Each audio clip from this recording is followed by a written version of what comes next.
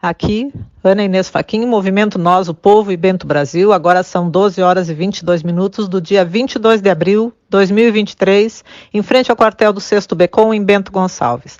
Valente da Pátria, bom dia. Essa é um pouquinho longa, mas acompanha, tá? Segue o raciocínio, é importante e então tu vai saber o que fazer. Hoje, dia do descobrimento do Brasil. Então, não existem coincidências, não existem acasos.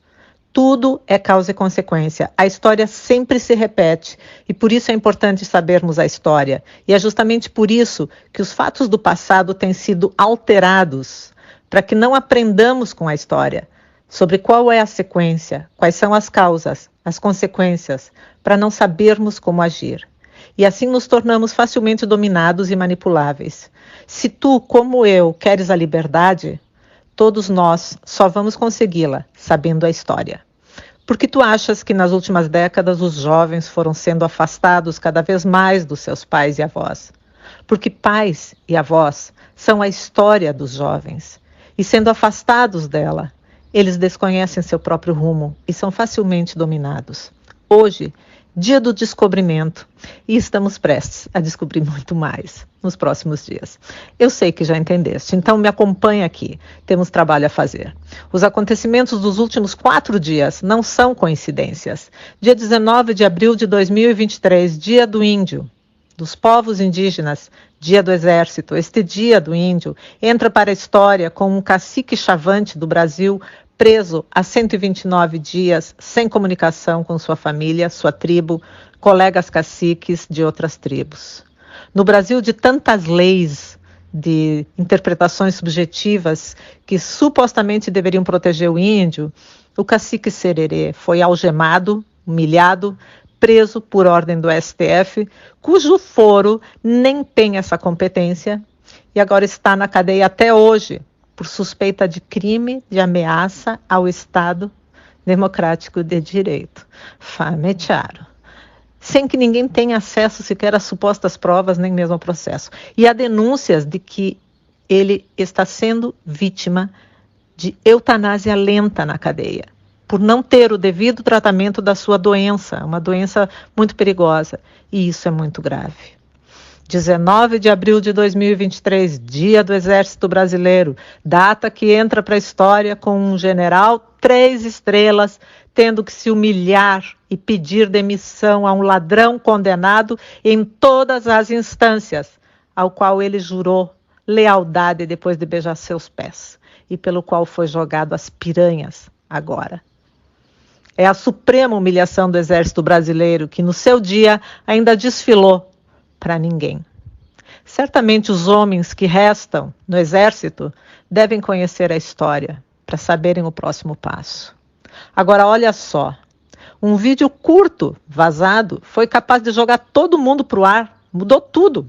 O desgoverno que até então fizera tudo para impedir a CPMI, de repente quer a CPMI e é obrigado a inventar um plano de última hora para dominá-la. Tá. O despresidente diz que não sabia de nada, antecipa sua viagem e se manda para Portugal com 2 aviões de companheiros mais chegados. Enquanto o desvice-presidente articula aqui atrás da cortina, no aquecimento, com planos para o 2º semestre, né? Agora não.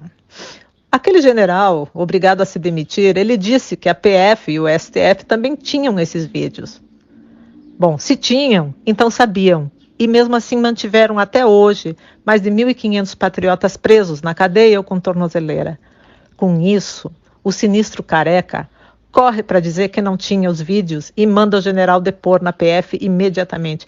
Ele sabe o que isso significa, que ele prevaricou, para dizer o mínimo, com atos que imitam os primórdios do nazismo.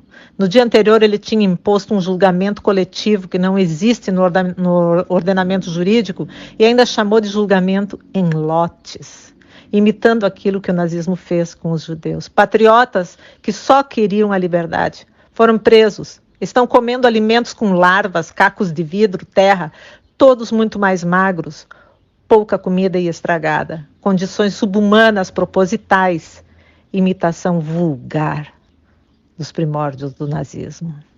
Uma pobre mãe presa com um filho de 3 anos perguntou ao sinistro careca quando ele visitou a cadeia. Ela perguntou assim: depois que nós sairmos, até quando nós vamos ter que usar a tornozeleira? Até quando eu quiser, ele respondeu, com o prazer de Nero. Nero, o tirano que incendiou Roma e botou a culpa nos cristãos para jogá-los aos leões no Coliseu.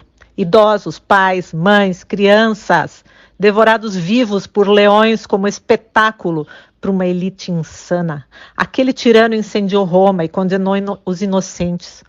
A sua nova versão agora, aqui, incendiou a riqueza do Brasil e condenou inocentes. A mídia, que sempre esteve do lado da turma do desvice-presidente Picolé de Chuchu, divulgou que na invasão do dia 8 de janeiro também foram roubadas armas que estavam no andar de cima do Palácio do Planalto e que quem roubou sabia que tinha armas lá. Oi? E o general ficou servindo aguinha? Ninguém lembrou de cuidar dessas armas? Os encapuzados de mochila, que a gente viu que são bem diferentes dos patriotas presos, foram claramente muito bem servidos. Admitir que um bando de idosos teria invadido e roubado tais armas seria admitir que a segurança de Brasília é ridícula. Idosos não roubam armas. Traficantes e encapuzados de mochila, infiltrados e muito bem tratados com aguinha, sim. Então, com o vídeo, as peças todas se mexeram de lugar. Só que o vídeo vazado tinha nem 2 minutos. Aí que tá. Ainda tem mais 120 horas de gravação, que vão vir em doses, tipo um jogo, vai vendo. Mas antes de tirar as tuas conclusões, observa. Enquanto o despresidente estava lá no Oriente, escravista, falando bobagens e tentando entregar a soberania nacional para o seu chefe, que também já descartou ele, o Lira aqui articulou e criou o superbloco na Câmara, o maior de todos, com 175 deputados. Então, agora te põe no lugar do Lira. Ele é vaidoso, ele tem ambições. Ele sabe que no voto ou na urna mesmo tomada, ele jamais será eleito presidente da República. Mas, se o impeachment da chapa Lula-Alckmin acontecer neste primeiro semestre, ele, Lira, é quem assume a presidência da República. Mesmo que seja só por 3 meses, prazo que se impõe para ele convocar uma nova eleição. Ele terá sido presidente, com honras de presidente, com aposentadoria de presidente, com benefícios de presidente, sem precisar ter se cansado e desgastado numa eleição ou em 4 anos de gestão de um presidente eleito. Portanto, perfeito demais para ele e para os deputados.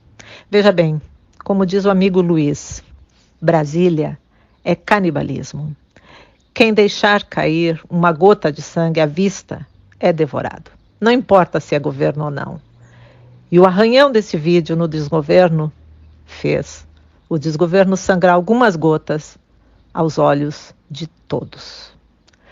Tudo se move para o desfecho antecipado. Se for no primeiro semestre, é Lira e novas eleições. Se for no segundo semestre, assume a turma do desvice-presidente Picolé de Chuchu, a mesma que já nos impõe a ditadura há anos, a mesma que condenou, descondenou e tomou a eleição usando o molusco via careca, a mesma que fez de tudo para tentar impedir o Bonorinho de governar desde 2019, a mesma que derrubou a presidenta em 2016, a mesma que tinha certeza de vencer as eleições de 2018 com todos os conchavos, toda a grana, toda a mídia e colocando o molusco preso e fora da jogada, só não contava, na época, com o fenômeno mito. E aí, faca, né?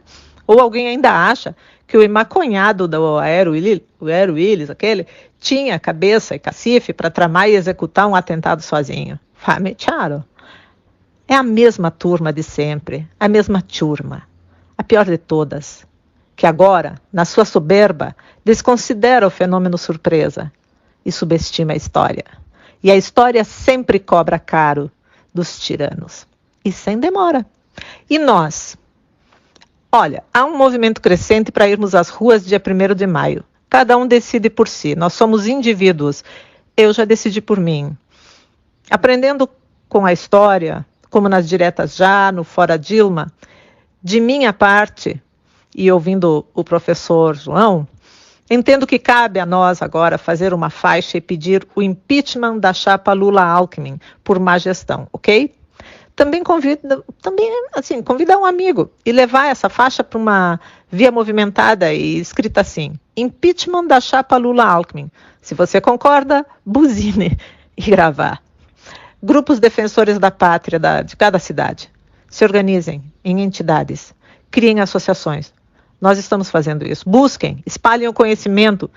Se queres a paz, prepara-te para a guerra. Se precisar de sugestão ou alguma orientação, o pessoal da Bento Brasil pode dar. A luta ainda está longe de acabar. O importante é que sabemos o caminho e o inimigo sabe que sabemos. Esse é o seu desespero, não dá para desver, sabe que não vamos desistir, sabe que nós somos a maioria, sempre fomos, e o brasileiro é um povo singular, lindo, que já entendeu que tem que ser de baixo para cima. Esse povo lindo, quem viaja sabe. Nosso inimigo é mesmo poderoso, um gigante, um Golias. Mas todo Golias um dia cruza com um Davi de fundinha na mão. Né? Procura aprender. Nesse feriado, começa te inscrevendo no Brasil Paralelo. Eu também me inscrevi. Assiste a Última Cruzada. Quem dera eu tivesse, na minha juventude, assistido algo assim. A nossa própria história, assim, contada dessa forma. Eu não conhecia. É uma série magnífica. Ela tem tantas outras na plataforma. Quem tem filhos tem que ver isso e mostrar. Observa. Nós não estamos parados. Mantenha a posição. Repito, estamos em guerra. Temos muito por fazer, por nossos filhos e netos. E não espera premiações, nem resultados imediatos, tá? O caminho do bem é sempre o mais longo e o mais difícil. Mas é o certo. Faz o certo. Corrige as fraquezas. O mal entra pelas fraquezas da pessoa. Pela vaidade, pela ganância, pelo comodismo, pela luxúria, pelo medo. São as principais fraquezas pelas quais o mal entra e se instala na pessoa.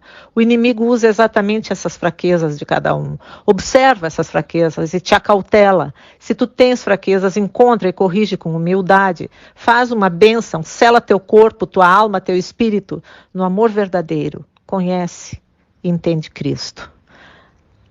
Na metade da década de 60 depois de Cristo, enquanto estava preso por Nero em Roma, nos seus últimos dias lá nos porões da prisão, Paulo escreveu para Timóteo.